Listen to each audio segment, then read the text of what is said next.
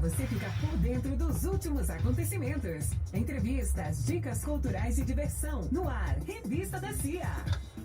Bom dia, tudo bem? Mike Madeira, como vai você? Grande Stallone Ribeiro, saudade, né? Eu quero pedir desculpa, é boa tarde, né? Já passou do meio-dia, então... Aqui no Paraná tem o hábito de falar assim, ó, depois do almoço que a gente fala, depois de almoçar que a gente fala boa tarde. Então, né? pra mim ainda é bom dia, que eu ainda não almocei. E hoje tem um almoço especial aqui em Cianorte. O deputado Tadeu Venere, que agora é deputado federal do Paraná, mas trabalha lá em Brasília e no Brasil inteiro para nos representar. Está aqui na CFM, a 95.9, sua melhor companhia, e tem uma agenda, um almoço com apoiadores aqui em Cianorte, mas deu uma escapadinha, veio aqui falar com a gente da CFM e do Bisbe Notícias. Deputado Tadeu Venere, muito bem-vindo. Pode dar um oi para Cianorte, toda a nossa região? Obrigado a vocês, Stallone. Obrigado a todos os seus ouvintes.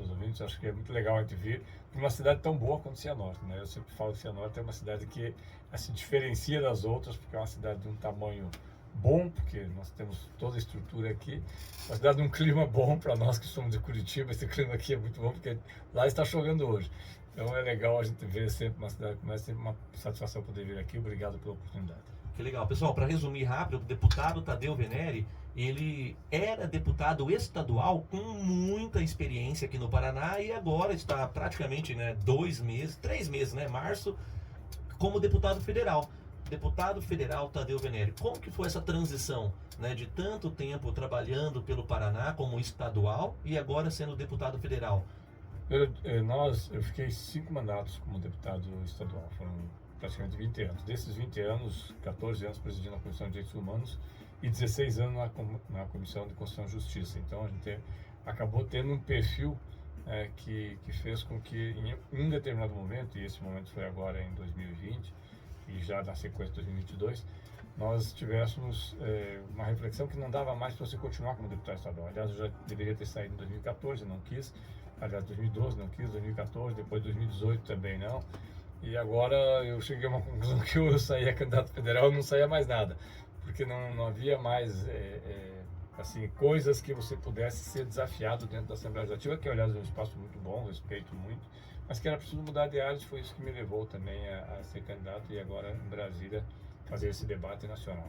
Que legal, nós sabemos que tem muitas pautas, muitos projetos. Eu queria perguntar para o senhor, qual projeto o senhor acha que vai entrar em pauta ou que o senhor vai defender os mais importantes para esse ano agora, 2023, porque a vida não para, né? O Paraná está aí caminhando e precisamos fazer ele melhorar cada dia, né? Stallone, nós temos algumas coisas que são paranaenses e algumas coisas que são em termos nacionais. O paranaense é o que nós temos hoje, que é emergencial, é a recuperação das nossas rodovias. Falou aí há poucos dias atrás com o ministro Renan, inclusive, que agora está disponibilizando 800 milhões de reais para a parte de recuperação da malha viária, que ela está se desmanchando. Quem vem de Maringá, como eu tenho uma filha que mora em Maringá, tenho netos em Maringá, para vir de Maringá para cá, você já está encontrando dificuldade pelas conservações, a conservação das rodovias que nós temos aqui, que não são feitas de forma adequada. Mas, obviamente, além da questão da rodovia, nós temos o pedágio, que eu acho que é um tema que interessa ao Paraná, e foi o que nós fomos buscar também, conversar com o ministro, porque nós temos 2 propostas de pedágio diferentes, uma que o governador Massa está fazendo, outra que nós fazemos. Elas são diferentes, eu espero que a gente encontre um meio termo e que isso aconteça o mais breve possível, porque é preciso recuperar a rodovia. O segundo ponto que nós temos no Paraná, e que também é um ponto que demanda muito, é a questão da Copel. A Copel é uma empresa que sucessivamente tem tido nos últimos 20 anos sempre lucro. Não há razão, pelo menos no nosso entendimento, para que ela seja privatizada, muito menos da forma como quer o governador.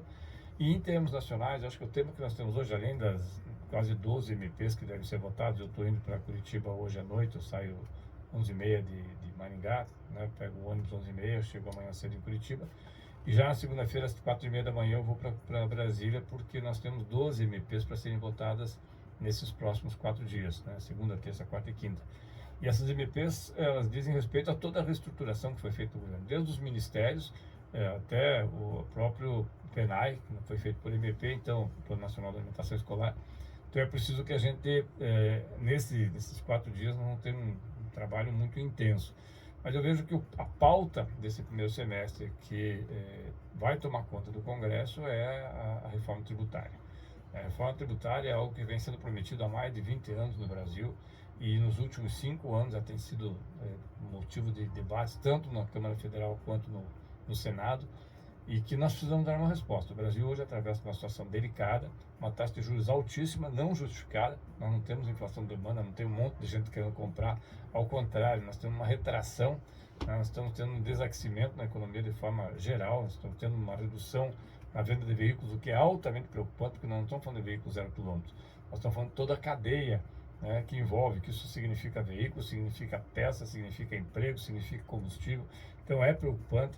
Nós estamos tendo um processo também de uma economia que talvez, nível mundial, depois da quebra dos dois bancos americanos e da venda obrigatória, né, do Banco Suíço, do Crédito Suíço, que foi vendido agora, e o governo suíço desembolsou quase 1 trilhão, né, em termos de reais, quase 1 trilhão de reais, cerca de 1 trilhão.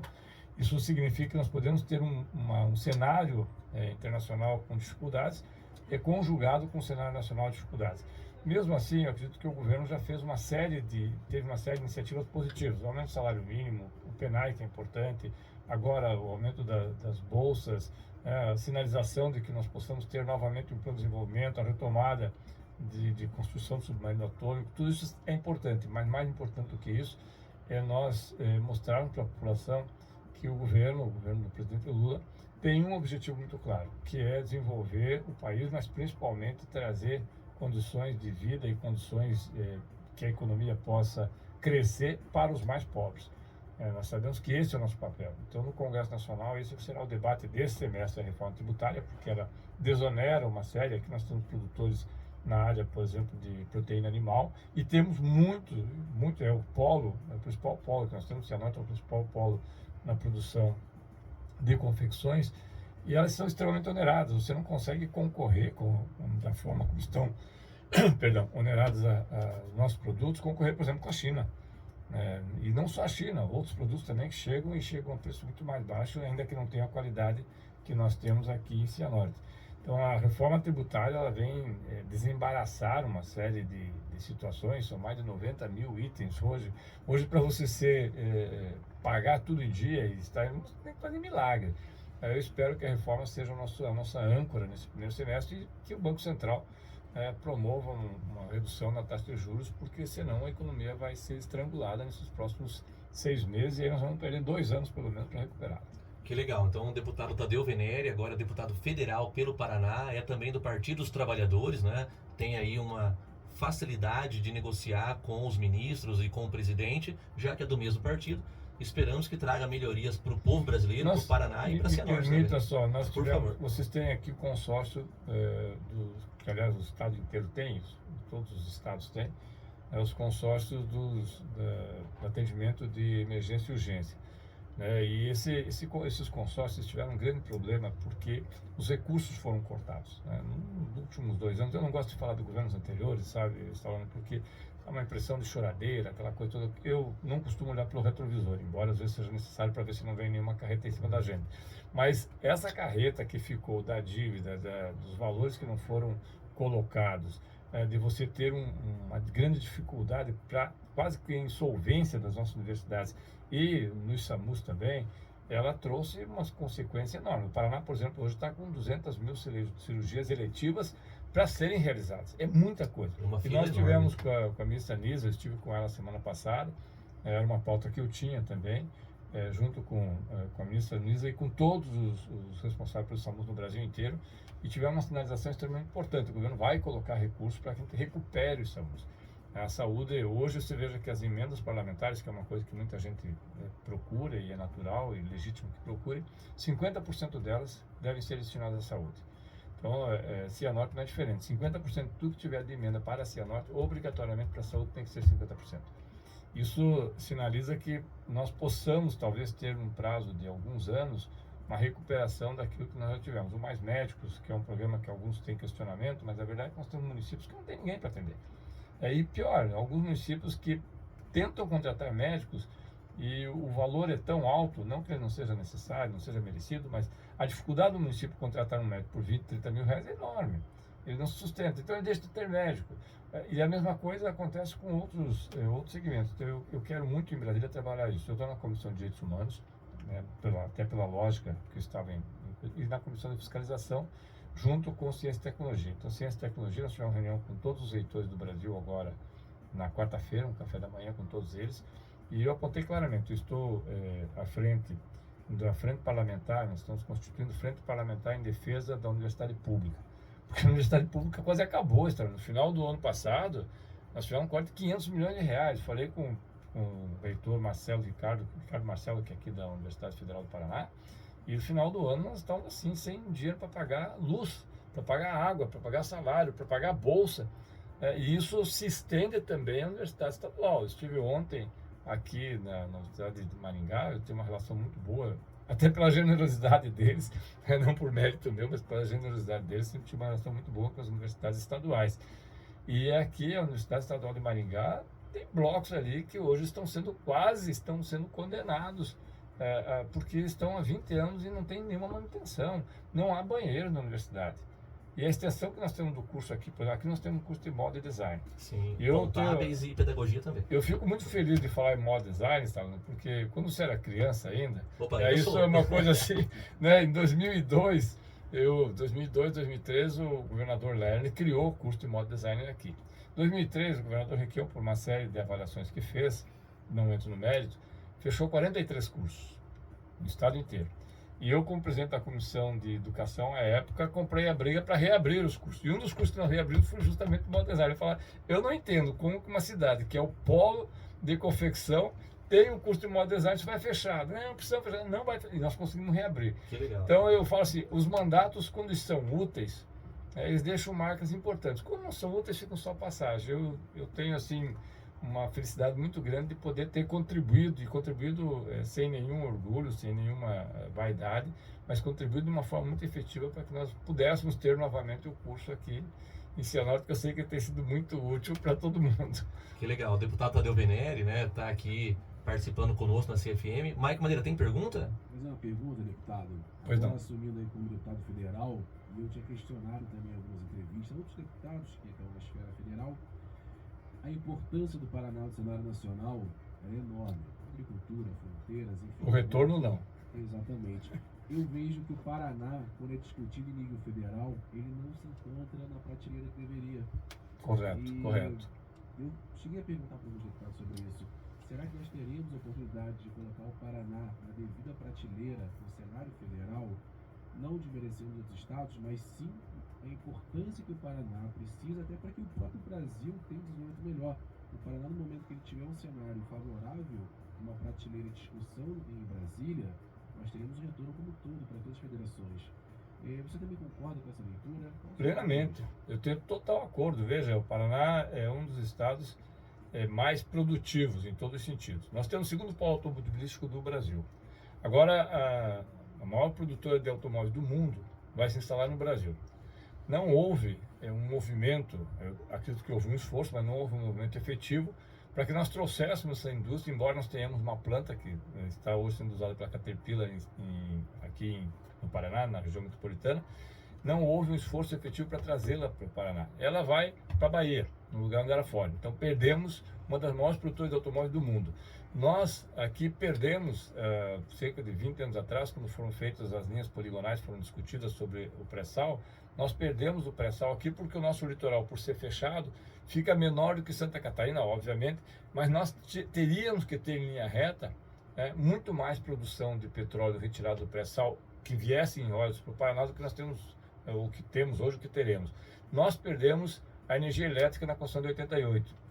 Que a energia elétrica na Constituição de 88, havia um debate se ela deveria ser taxada na origem, que no meu entendimento tem que ser taxada na origem, é você que perde as terras, é você que perde a produção, é você que tem todo o conflito social, é você que investe para fazer aquela Itaipu, aquela Foz de Areia, que são grandes usinas. Foz de Areia é a usina que nós temos 32% de toda a produção de energia elétrica da Copel vem de Foz de Areia, que aliás o governador quer vender.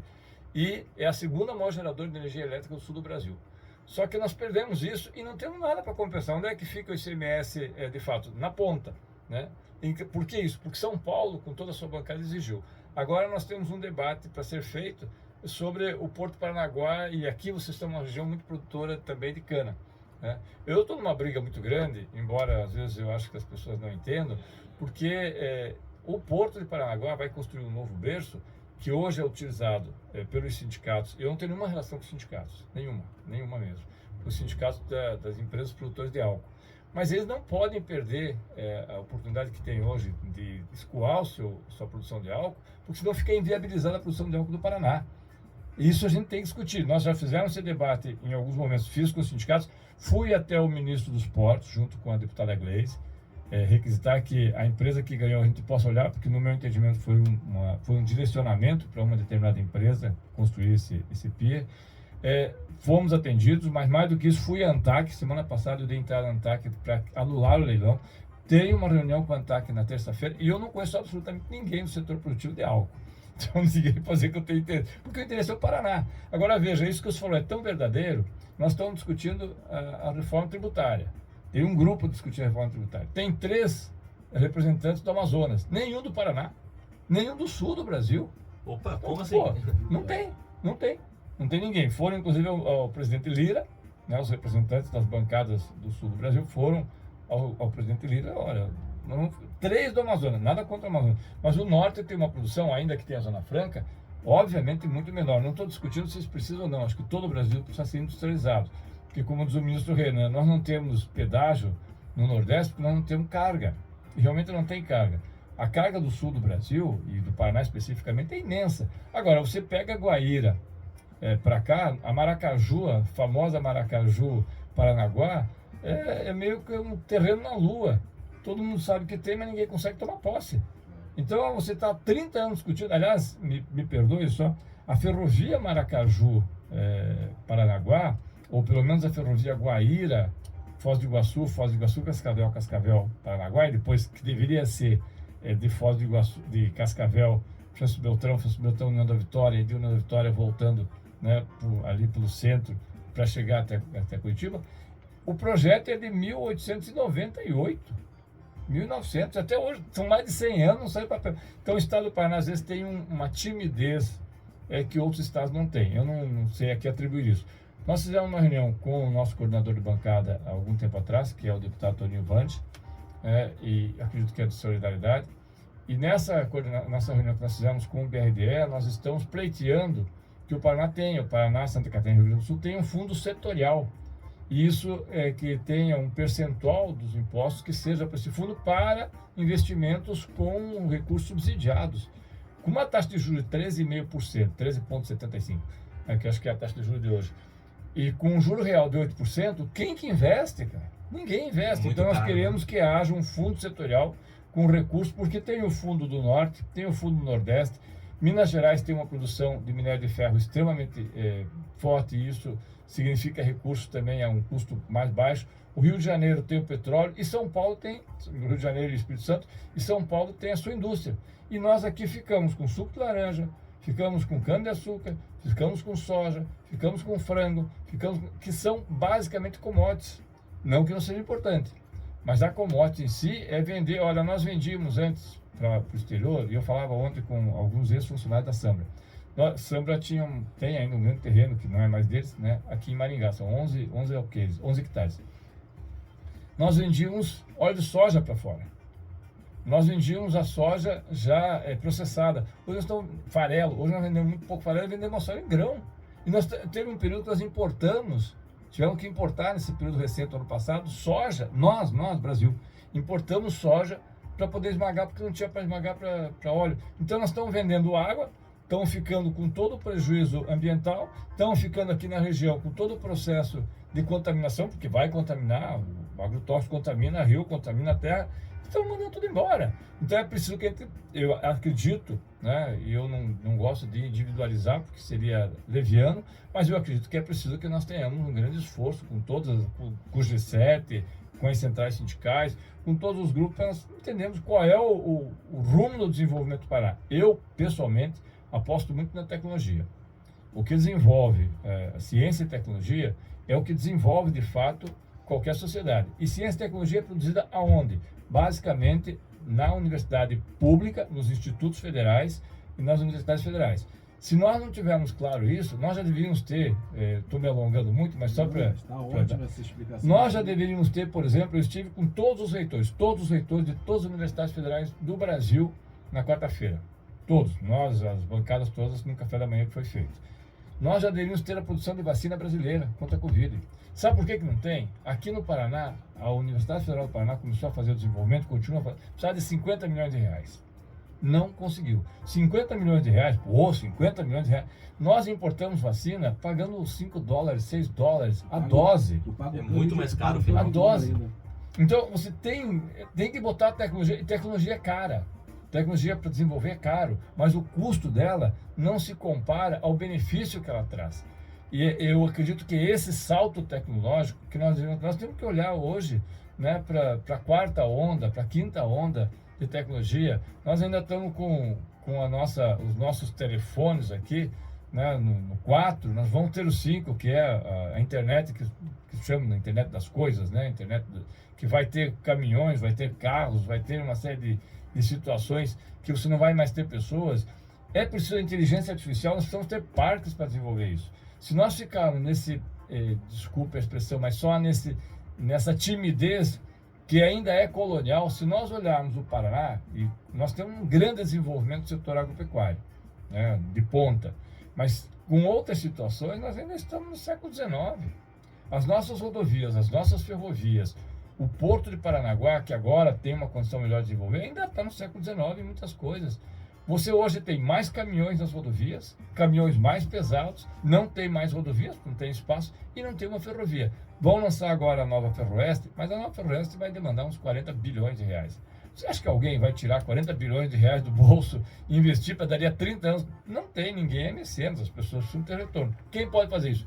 Embora eu reconheça que o governador Ratinho tem buscado apoio externo aqui e ali, mas isso só sai se houver recurso público. Sem recurso público, ninguém vai botar 40 bilhões, 30 bilhões numa ferrovia. Ou você pode fazer ferrovia e depois ter retorno com carga. Nós temos carga.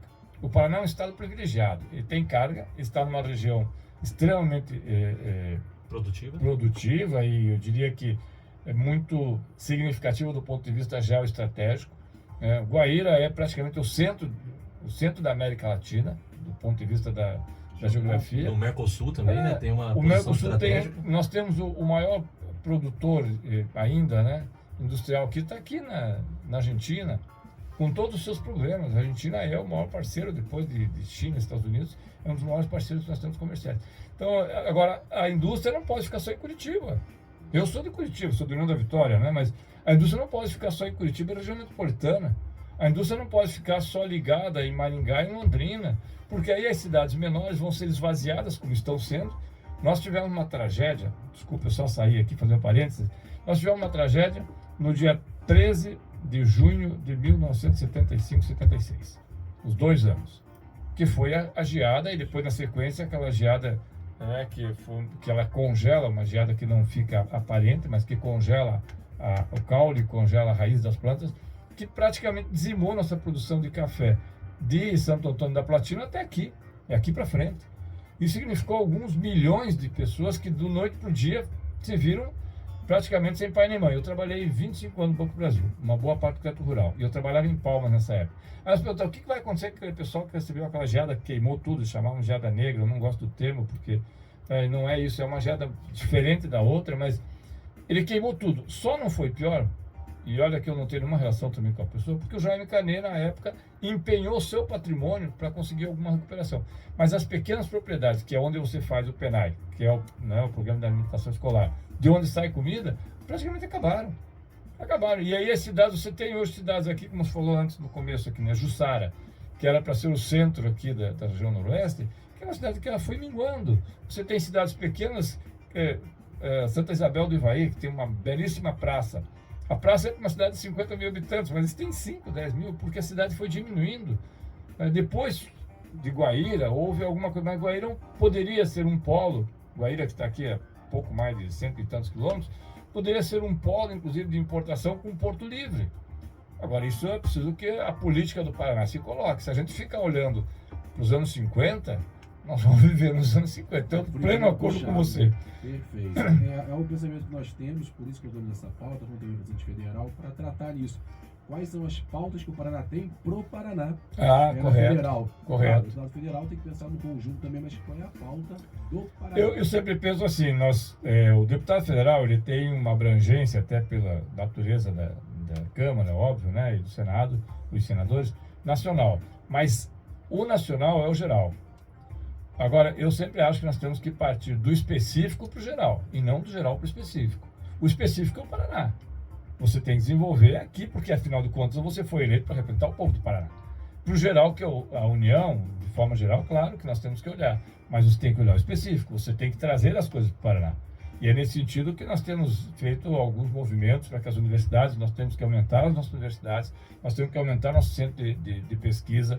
Nós temos um único porto. Santa Catarina tem 4 portos. Nós temos temos Antonina, mas Antonina é um porto muito discreto, né? muito recatado, né, para usar um termo, porque ele tem uma dragagem que normalmente é feita, né, vez por outra. O seu calado é muito pequeno. Nós temos ao lado do Porto Paranaguá, que hoje tem uma capacidade estática de 60%, 70%, mas pode aumentar essa capacidade muito ainda. Nós temos projetos para aumentar em quase 40% o porto. Agora, o Porto Paranaguá não pode ser só um escoadouro de commodities. Nós já fomos um dos maiores portos exportadores e importadores de automóveis. Então, a gente tem que diversificar isso. O turismo do Paraná é fantástico. Agora, se desce para Paranaguá, você não desce para Paranaguá, você desce para Morretes, porque a ferrovia de Paranaguá a Morretes simplesmente deixou de existir. Paranaguá-Antonina deixou de existir. Essa região aqui, se amanhã tiver, não acredito que aconteça, mas tiver um problema grave com relação, por exemplo, ao soja, isso não está fora do horizonte. Olha que eu não sou uma pessoa que conhece, mas eu sei que os chineses estão comprando cerca de 10 a 11 milhões de hectares de terra na África, no mesmo paralelo da região do Cerrado, porque a África não tem limitação para a compra de terras. E estão colocando ferrovias, estão colocando portos, estão colocando aeroportos, estão colocando... É um processo imperialista e eu até diria que é neocolonialista, mas que está levando. É o que vai dar, eu não sei, mas está levando. Por quê? Porque eles querem reduzir a sua dependência da soja brasileira em 30%. Nós estamos falando de 30, 40, 50 milhões de toneladas. Onde é que vamos botar essa soja? Ou nós vamos transformar essa soja em produtos que, além de ração animal, se transforme essa mesma proteína animal, se transforme também em corte de frango, em corte de suíno, em nuggets, em coisas que você possa consumir aqui e fora, ou nós vamos ter um problema gravíssimo. Aqui vocês viveram o problema da cana, viveram o problema do algodão, né, aqui na região, viveram o problema do café, e eu espero que não viva o problema da soja, porque senão é mais... e aí é mais uma situação complicada, porque o Brasil e o mundo hoje vivem uma incógnita. Não só uma incógnita do ponto de vista de investimentos, mas principalmente, e aí é uma coisa que eu tenho trabalhado muito, que é uma incógnita ambiental. Nós vamos continuar fazendo o que nós fazemos? Olha o Norte do Paraná, o que foi feito de devastação. Né? São milhões, centenas de milhões de árvores que foram arrancadas. Tem uma belíssima produção, uma das terras mais férteis do mundo, mas isso aí uma hora a gente vai ter que tomar cuidado, porque os seus filhos, e aí é difícil falar isso, né, mas os seus filhos vão dizer para você, pai, como era bom, né, quando você morava em Cianorte, aquela temperatura de 40 graus, tão fresquinho, porque nessa lógica vai ser isso. A crise ambiental não é uma promessa, ela já é realidade. Não, ela é realidade, e pior, ela traz prejuízos imensuráveis, assim. E é isso que eu acredito que é o nosso papel dentro do Congresso. Nós temos, só para encerrar, porque eu sei que o nosso tempo está esgotado, mas nós temos hoje um Congresso muito, eu diria assim, muito complicado. Eu sou muito crítico ao papel que progressivamente tem sido desenvolvido nos plenários das câmaras de vereadores, das assembleias e do Congresso Nacional, porque eu acho que eles têm, a cada legislatura, eles têm se degradado, eles têm piorado. Os debates têm piorado, virou meio que um jogo de torcida organizada, né? Se eu sou da torcida azul, você é da torcida amarela, então nós não conversamos, isso aí nos traz problemas graves. E esse é um processo que ele é, em parte, pela modificação, inclusive, do eleitorado, porque hoje o eleitorado tem uma relação com a comunicação virtual e com a comunicação em tempo real, que muitas vezes mascara o verdadeiro debate. 45 dias de eleição não tem para como discutir proposta. né? É só prometer o céu e depois seja o que Deus quiser. Então, esse é um processo. A Assembleia Legislativa e a Câmara, eu fiquei na Assembleia durante esses 20 anos, ela foi progressivamente, acho que sendo assim, degradando do ponto de vista de debates. A Câmara Federal não é diferente. Hoje nós temos uma extrema-direita organizada dentro do Congresso e organizada nas ruas, e um processo de divisão do país que é muito grave. É preciso que nós reorientemos isso, porque senão não há desenvolvimento. Nós não teremos um país rico com uma população pobre. Isso eu preciso entender. E não vai ter empresário, não vai ter investidor, não vai ter banqueiro. Nós continuamos tendo um país onde 5 pessoas, ou corporações, uma delas é a 3G, que é do Sicupira e do Lema, que quebraram a loja americana agora. Quer dizer, a loja é força de expressão porque não é loja física, A marca, né? Mas a marca americana, 42 bilhões de reais. 42 bilhões não é 10 Não é reais. moeda, né? E o que aconteceu com os donos? Absolutamente nada. Estão lá vendo se vão responder. A ação era 28 reais, 38 reais, caiu para 10 centavos. Deixou mais de 100 mil pessoas com prejuízo. Eu não vejo CPI. Agora estamos tentando uma CPI para fazer investigação, né, do que aconteceu com a americana. Só que pode acontecer com a Ambev. Que é o mesmo grupo administrador. Mesmo grupo. Pode acontecer com a Eletrobras, porque é o mesmo grupo. Pode acontecer com outras companhias, que eu prefiro não colocar, porque isso aí seria perigoso, inclusive do ponto de vista de investimento, das companhias. Mas pode acontecer com outras companhias brasileiras. Então é uma situação assim, nós vamos continuar tendo pessoas muito ricas com uma massa muito pobre, não vai dar certo. Acho que é preciso que a gente desenvolva outros métodos para que nós possamos ter uma convivência onde todos ganhem. Muito menos ficar blindando pela PJ e falar que não sabia dos fatos de tantos bilhões que ele foi envolvido e deixar tudo um dano. E aí você pergunta, né? Como que uma empresa que tem auditoria, Exato. e não é qualquer... Nós estamos falando da Price. Uma das melhores do mundo, né? Estamos falando da Price. A Price é quem... Aliás, a Price é quem fez as auditorias em 2008, né, em Lehman Brothers. Então, pera lá, meu irmão, você fez a auditoria num dos maiores bancos do mundo e não viu que ele ia quebrar? Aí o que me falam? Vimos, mas infelizmente o nosso relatório não poderia ser feito porque era o nosso maior cliente. Meu Então Deus! foi fraude. Exatamente, o termo é fraude, não é falência, não é quebra, não é Foi uma variável do mercado. Não. Mas Planejado. ações têm risco. Ações têm risco, não pode ter falcatrua. Não pode ser doloso. Exatamente, o mercado de ações não pode ser um mercado que é uma roleta. E uma roleta no cassino sempre ganha. Então, esse é o problema. E aí eu acredito que isso para a nossa população tem que ser muito claro. Todos os dias você deu um problema com o Bitcoin lá e você perdeu 5 bilhões. Como se estivesse dizendo assim, eu fui no mercado, comprei uma garrafa de Coca-Cola, cheguei em casa e ela estava sem gás. Oh, meu Deus do céu. Essas coisas não podem ser assim, né? E aí eu acho que você volta à história do Paraná. Nós aqui no Paraná precisamos constituir centros de referência para que nós tenhamos um espaço maior no estado do Paraná, no Brasil todo, inclusive cobrando dessas empresas que quebram e que nos deixam prejuízos bilionários. No ano passado, quando eu era deputado, o Paraná isentou 17 bilhões de reais em impostos. Qual empresa ganhou esse benefício? Aí que está o nó. Os outros 3 anos anteriores, e não é só o Paraná, né? São Paulo tem a mesma isenção, a cidade de São Paulo tem a mesma isenção e o estado de São Paulo tem quase 300 bilhões de isenção. Nos outros anos, nós chegamos a uma média de 15 bilhões, nós isentamos 60 bilhões de reais em impostos. Aí você quer saber quais empresas? Não, o setor de alimentos, 10 bilhões. O setor petrolífero, 1,5 bilhão. O setor automotivo, 1,5 bilhão. Mas quem? Não podemos porque é sigilo fiscal. Mas sigilo fiscal com dinheiro público, meu irmão? Que diabo é isso? Não existe sigilo fiscal com dinheiro público. O dinheiro público é nosso, não? O dinheiro público dele, é dinheiro de imposto. Então, aí você vai ver, não, alimentos. Não é alimentos. São os grandes grupos empresariais. Aí você pega Brasil Foods, você pega a Cargill, você pega a ADM, você pega a Dreyfus, você pega... Bom... Um grupo favorecido. Mas não dá para saber quanto cada um ganhou? Não, porque não abre. Nós entramos com um pedido pela Lei de Acesso à Informação. Inclusive no Senado, no Congresso Nacional, na Câmara, eu estou com um pedido justamente sobre isso. Agora, é preciso que a gente entenda o seguinte, se essas coisas não acontecem à luz do dia, alguém ganha muito e perde muito. É mais ou menos como os 20 meses que os servidores públicos todos perderam, menos os da segurança e da saúde, eu acho que felizmente não perderam também, seriam mais 2 segmentos. Ainda bem para eles. Mas todos os outros perderam. Qual a justificativa? Não, é que o Estado precisa economizar porque não trabalharam.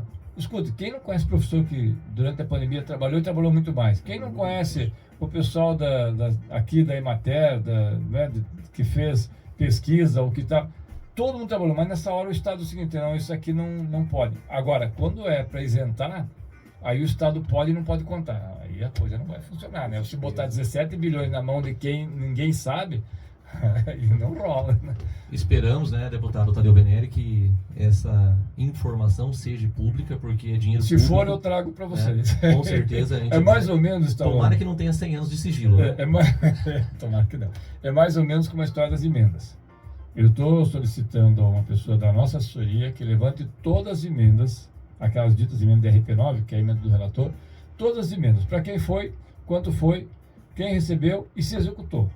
Porque como que eu posso dizer que tem uma emenda secreta? Não pode. Não, a emenda é um dinheiro público. E aí eu não sei para quem foi, não foi pro Carlos, né? Que não foi, né? O Carlos, nosso companheiro de Londrina, que está aqui hoje gentilmente me acompanhando.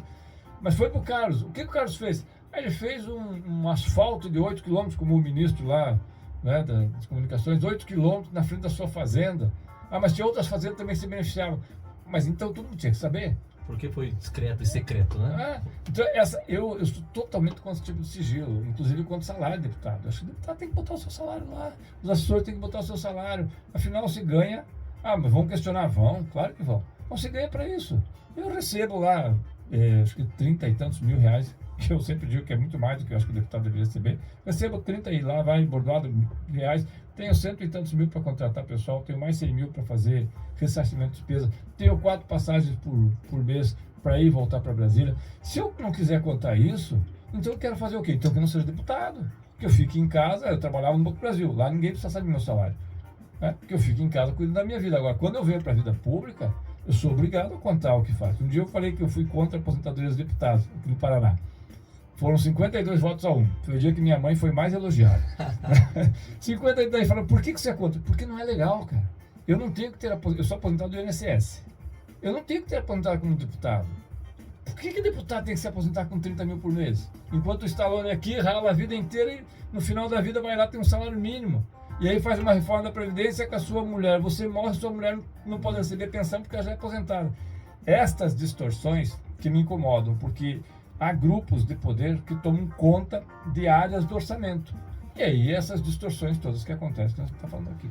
Deputado Tadeu Venere, desculpa interromper, né? O tempo voa quando a conversa é boa, mas esperamos que o senhor faça um bom trabalho em Brasília, representando o Paraná, trazendo desenvolvimento. E agora eu vou pedir licença para pedir para a Cianorte, né? Não sou prefeito, não sou vereador, mas sou gente da terra. Tá certo. Eu me considero aqui, né? Se eu não falo por mim, quem vai falar? Um pé vermelho. Nós temos a UEM, né? Que é a Universidade Estadual de Maringá, pública, de qualidade. Só tem 4 cursos de excelência, né? Contábeis, pedagogia. Não tem instituto aqui, né? Design e moda. E precisamos aumentar a UEM e também ganhar, além de um instituto federal, que várias cidades vizinhas têm, do mesmo porte Cianorte, nós ainda não. Por favor, tenta lá conversar para também trazer uma universidade federal. Né? A universidade é o caminho da pesquisa, do desenvolvimento, o senhor destacou bastante, agrega valor. Me permite só isso, eu vejo assim, a Universidade Federal que hoje tem condições de trazer campus, eu não sei a Universidade Federal do Paraná, porque eu tenho uma relação menor com a universidade, é a UTFPR. Só que a UTFPR trabalha, é a UTFPR, que era a Escola Técnica Federal do Paraná, junto com Minas e com o Rio, as 3, só a UTF que virou universidade, ela tem o maior número de engenharias do Brasil. É uma coisa surpreendente, eu não sabia disso. E é de alta qualidade. Excelentes, tem direcionados, é a UTFPR. Agora depende do movimento. Tanto o IFE, né, que eu chamo de IF, na verdade, eu falo do Federais, F, né? Mas eles chamam de IFE, que eu acho que é o correto. O Instituto Federal, como a universidade, só virão para cá se houver um movimento muito, muito agregado. Nós conseguimos levar o curso de Direito, por exemplo, para União da Vitória. União da Vitória é uma cidade muito, muito empobrecida, uma região muito empobrecida, a região da Guerra do Contestado. Não vou nem começar a falar, senão não paro mais. Mas nós conseguimos levar o curso de Direito para lá. Mas por quê? Porque a gente conseguiu juntar todo mundo. O cara é Maria, é João, é Pedro, não interessa. Todo mundo quer esse negócio, depois a gente vai ver o que vai dar. Porque é para isso que o deputado serve. Não é para ficar arrancando a unha, né, daquele... Claro, nós temos diferença ideológica, mas na hora de trazer as coisas para a cidade, tem que ajudar a trazer, porque senão para que serve? Sim, não é denúncia, mas é um relato. Tem deputados que mandam emendas para algumas cidades, mas como o prefeito ou o vereador não é do grupo do deputado, não empenha, não faz a obra e o dinheiro fica parado. Daí é uma burrice, Vamos trabalhar para o povo e não para o ego de cada um. Stallone, posso encerrar aqui só pedindo desculpa? Não, pera lá, eu vou pedir mais uma coisa. Então nós temos aqui... eu quero deixar meu telefone pro pessoal aqui, por isso. Não, agora o senhor está preso aqui com a gente. Ótimo. Né? O povo prisão voluntária. Está chegando muita mensagem aqui, deputado. Nós temos aqui em Cianorte uma ferrovia que foi paralisada em 1973. Eu chamo ela carinhosamente de Ferro Norte, a ferrovia de Cianorte. né? Ela vem de Maringá até Cianorte e Até parou. hoje eu não entendi por que ela foi paralisada. Eu acho que pela Ferroeste, lá na região de Cascavel, é um ótimo projeto. Mas pela Ferronorte, aqui de Cianorte, também é outro regional que precisa de investimento. Se o senhor puder conversar aí com os ministros dos transportes, das Por que ele não infraestruturas... faz o seguinte, não pensa, eu estou chutando uma coisa que me vem na cabeça, depois as consequências às vezes são trágicas, mas não adianta, eu não vou segurar. Por que ele não pensa em fazer aqui, juntar o pessoal que tem interesse nisso e fazer, vocês têm um polo aqui imenso. A Cocamar e Coma aqui do lado, né? Vai num polo imenso e tenta sentar aqui, eu até me comprometo a fazer esse debate também. Fazer um debate, fazer um seminário, fazer uma audiência pública para recuperação. Eu sou um apaixonado por ferrovia. Meu pai é ferroviário, meu tio ferroviário, meu avô ferroviário. Eu, torcedor do Paraná Clube, que não tem mais nem divisão para jogar. Acabaram as letras nossas. Perdemos até pro Cianorte, que é uma tragédia. O leão do Vale é o leão do interior. Cianorte tá bem. Ainda bem que é vermelho, azul e branco. Pelo menos tem o vermelho, azul e branco do Paraná. Mas fazer um seminário, é isso que nós estamos falando antes. Porque se unir, você consegue mais força. Olha, nós vamos ficar em Onda Vitória, nós vamos ficar isolados do Paraná, por conta da ferrovia. Que vai ser desviada. Ela já não tem mais, né? A ferrovia São Paulo Rio Grande já foi desativada. Mas pela rua fazer a sua opção e depois agora a nova Ferroeste também fazer uma opção que nos isola. Chapecó vai ter um ramal, e isso aqui vai ser prejudicado, porque Chapecó vai ter um ramal para trazer toda a sua produção de suíno e de frango para Cascavel e dali para o Porto Paranaguá. Aqui, se não tiver ferrovia, você vai dizer o quê? Vai levar por caminhões? A estrada está péssima, cheia de buraco. A 323, que não conseguiu ser duplicado porque deu aquele estresse com o Odebrecht, que aliás já deveria ter sido duplicado, colocado pedágio. Mas eles fizeram corrupção. Então, puna o dono da empresa. Agora, se perdeu a duplicação, você perdeu o projeto, você perdeu o programa, e hoje não tem nada, não aconteceu nada com os proprietários da empresa, não aconteceu com nada com ninguém, fica aí caindo nos buracos o dia inteiro e morrendo gente daqui até Guaíra. Infelizmente. Deputado Tadeu Venere, então para encerrar... Mas eu topo. Vamos conversar. É um projeto que com certeza nós vamos amadurecer e convidar todo mundo que quer ajudar debater, a dialogar e a construir em conjunto e não a dividir ou e ter no plano, cara. Então, maravilha, né? É mais econômico aqui, porque é plano e está 180 quilômetros só. Lá na Ferroeste a gente calculou 211, aqui é mais perto. Vamos lá. Pessoal aqui da CFM, né? Estamos recebendo o deputado Tadeu Venere. Fala pra caramba! Né? Mas que bom que tem conteúdo de qualidade. Nossa, dá para escrever aqui, né, um livro de tantos temas importantes. Então, quero agradecer a presença do senhor, essa partilha. Obrigado. Pedir para o senhor representar bem o Paraná. Se puder colocar Cianorte em evidência nos debates, a gente agradece muito. A nossa região noroeste precisa, né, de desenvolvimento. E então fica aqui agora a sua mensagem de até logo, ou quem sabe, né, até daqui a pouco, para todo mundo. E seja bem-vindo a Cianorte. Obrigado mais uma vez a você, obrigado aos seus ouvintes, né, pela oportunidade. Desculpe me alongar, mas eu gosto muito do tema, cara. Então, eu sempre falo assim, a minha obrigação é fazer as coisas que possam ser úteis. Eu recebo 100% de tudo que eu recebo é público. 100%. Eu vou nas escolas, eu falo para os meninos sempre, né? Tudo que eu tenho vem de dinheiro público. Porque eu sou deputado, eu recebo dinheiro público. Então, a gente tem que tentar fazer com que a política não seja o que é hoje, criminalizada da forma como hoje, como uma coisa sacana, nojenta. Tem, claro que tem em todos os segmentos. Mas é preciso que as pessoas participem da política. O Frei Beto sempre fala que quem não gosta de política é governado por quem gosta. E o Frei Beto tem uma outra frase que eu acho muito legal, que ele fala que política é que nem feijão na panela, só funciona na pressão. Então a gente tem que aprender a fazer pressão sobre os nossos políticos. E essa pressão a gente tem que dar oportunidade também para as pessoas falarem. Por isso eu peço licença para deixar o número do meu celular. Só tenho esse. Por favor. É o telefone e o WhatsApp. Depois, se você quiser passar mais tarde para a pessoa, assim, é 41, que ainda é de Curitiba. Aí vai continuar sendo, até para não dar confusão. Se nunca vai para Brasília, desaparece o telefone. É 41 999 61 33 58. Esse é o telefone, é o celular que faz uns 500 anos que meus filhos falaram que tinha que comprar. Eu comprei, eu sou horrível nisso, porque eu sou da geração ainda... até está ouvindo a Aninha aqui, né, Ana Júlia, ela já é da geração tecnológica, eu sou da geração analógica. E aí outra coisa que eu sempre procuro deixar, porque é uma forma de contato, a gente tem respondido bastante agora, as coisas. Um dia meu neto, eu tenho um neto em Maringá, ele falou: vô, quando você faz essas reuniões com teus amigos, e vai na rádio, tem que dizer assim, me sigam no Instagram, porque você tem menos seguidores do que eu. Então, a rede social, né? Para superar o Neto, pelo menos nisso, eu peço que as pessoas sigam, entrem lá, deem palpite, critiquem. A gente não está em busca de amigos, embora amigos sejam bons, como nós os temos, mas nós estamos em busca de cumprir o nosso papel. Eu fui eleito para representar o Paraná. Como que é o Instagram, deputado? É só Tadeu Venere. Tadeu Venere. Arroba Tadeu Venere. Você acha lá e bota lá e diz o que quiser, reclama do que quiser, e acho que a gente tem a obrigação de responder. Que legal. E as pessoas ligam, viu? Esse dia atrás eu estava em São Mateus do Sul, agora eu vou deixei ligar o número de também. telefone, deu uns 4 dias, rapaz, a menina me ligou. Deputado Tadeu Venere, sim, eu sou aqui de São Mateus, ela vai estar tudo bem. Não, eu só queria ver se o senhor atendia mesmo o telefone. Que legal. Então a gente atende. É representante do povo do Paraná, tem que atender, né, as solicitações. Então manda mensagem aí, o WhatsApp 41 99961 3358. Isso aí. E também nas redes sociais, o arroba Tadeu Venere, nosso deputado federal aqui do Paraná. Estamos na correria, inclusive, para o revoga o ensino médio, que é uma coisa que nós não estamos aqui, mas tem que revogar. Isso aí é um projeto importante. Falamos isso para o ministro Camilo. Terça-feira passada ele não ficou muito contente, mas não é para ficar contente, é para ouvir. E algumas coisas vão acontecer, mas acho que tem que acontecer muito mais do que algumas coisas. Isso revoga o movimento de todos os meninos e meninas aí do Paraná, para a gente ver se tem uma educação de qualidade para todo mundo. Tadeu Venere, muito obrigado. Eu agradeço. Pessoal da CFM, já voltamos. Até mais. Até mais, já voltamos.